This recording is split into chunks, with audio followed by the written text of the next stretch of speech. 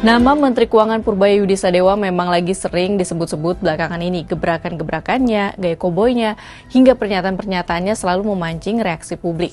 Apalagi baru-baru ini Menko Purbaya mengaku enggan berdialog dengan Bank Indonesia maupun Kementerian Dalam Negeri buntut adanya perbedaan data dana simpanan pemerintah daerah yang belakangan ramai diperbincangkan. Bagaimana ceritanya?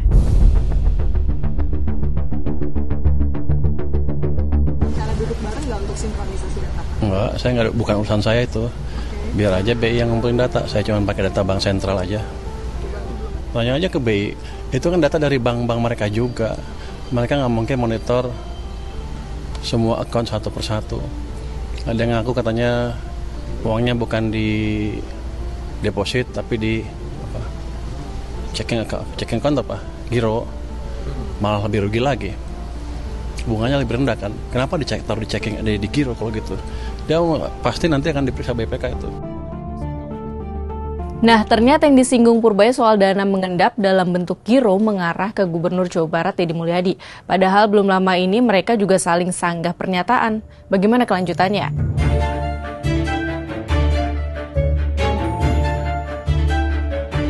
Ketika menunggu kegiatan-kegiatan pembangunan berjalan itu, rekomendasi BPK kan uangnya bisa saja disimpan dalam deposito on call. Deposito on call itu bukan deposito yang tidak bisa diambil, deposito yang bisa diambil dalam setiap saat apabila dibutuhkan. Karena apa? Karena bunga depositonya bisa lebih besar untuk masuk menjadi tambahan pendapatan gitu loh. Jadi bukan uang yang disimpan kemudian tidak digunakan, bukan. Nah, sedangkan di Provinsi Jawa Barat per hari ini seluruh uangnya tidak ada yang tersimpan di deposito. Tersimpannya anggaran provinsi ya, di luar BLUD.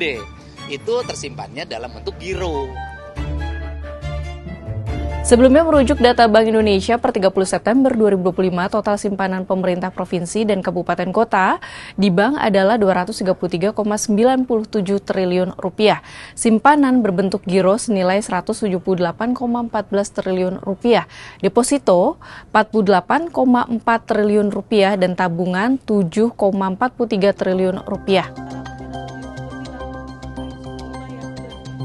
Provinsi yang memiliki simpanan terbesar adalah Jakarta, yakni senilai 14,68 triliun rupiah, Jawa Timur 6,84 triliun rupiah, Kalimantan Timur 4,7 triliun rupiah, Jawa Barat senilai 4,17 triliun rupiah, dan Aceh sebesar 3,1 triliun rupiah.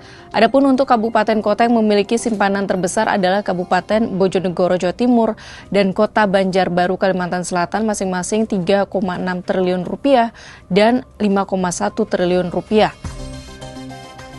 Menurut catatan Kompas, dana daerah mengendap di bank menjadi kebiasaan dari tahun ke tahun dan jumlahnya selalu besar.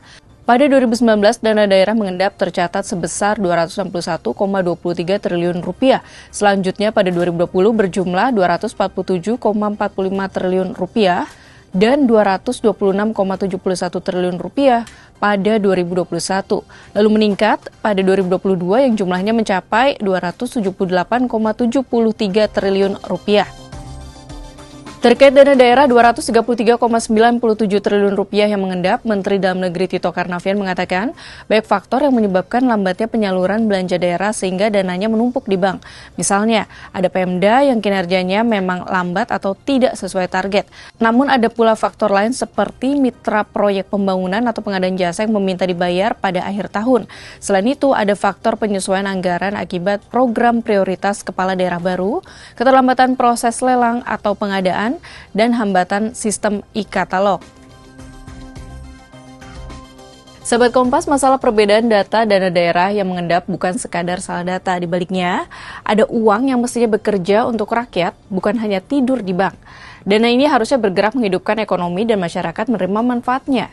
Dana besar yang mengendap di perbankan menandakan roda belanja publik di sejumlah daerah berputar lambat. Hal ini menjadi ironi di tengah kebutuhan untuk mendorong permintaan domestik dan menggerakkan lagi mesin pertumbuhan ekonomi.